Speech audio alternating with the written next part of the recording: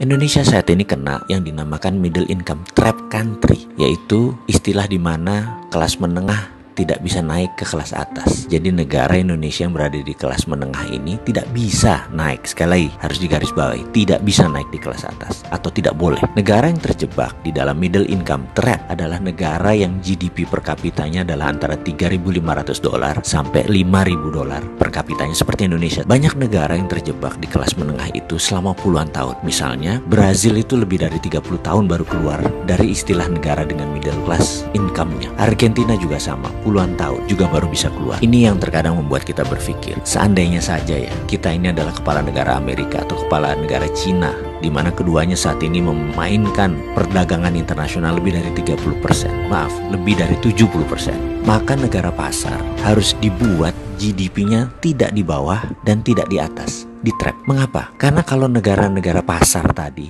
income-nya naik, maka negara tersebut harus menjadi negara produsen, dan ini malah menjadi kompetitor negara besar. Nggak boleh. Jadi nggak boleh negara tersebut jadi produsen. Kalau negara tersebut miskin, misalnya GDP-nya di bawah 1.000 per kapita, mereka nggak mampu beli barang Cina dan beli barang Amerika, dan kedua negara itu nggak mau membuat negara tersebut miskin. Makanya negara-negara market harus dijebak di tengah. Cara trapnya bagaimana dan mengapa harus di trap atau dijebak? Biasanya negara yang berpenduduk besar yang dijebak di tengah oleh negara kapitalis. Caranya dengan jangan jadikan mereka negara produsen dan manufaktur. Kedua, jangan jadikan mereka swasembada pangan. Terakhir, jangan mereka bisa mengendalikan energi. Ada sebuah perkataan dari Menteri Luar Negeri Amerika dulu namanya Henry Kissinger. You control the food, you control the people. You control energy, you control the country. Kalau mau mengendalikan rakyat, kendalikan pangan mereka. Kalau mau mengendalikan sebuah negara, kendalikan energi mereka, minyak bumi mereka. Kita kasih contoh sederhana negara Venezuela yang baru-baru ini. Negara ini menghasilkan minyak lebih besar dari Indonesia. Suatu saat Venezuela melawan dalam tanda petik Amerika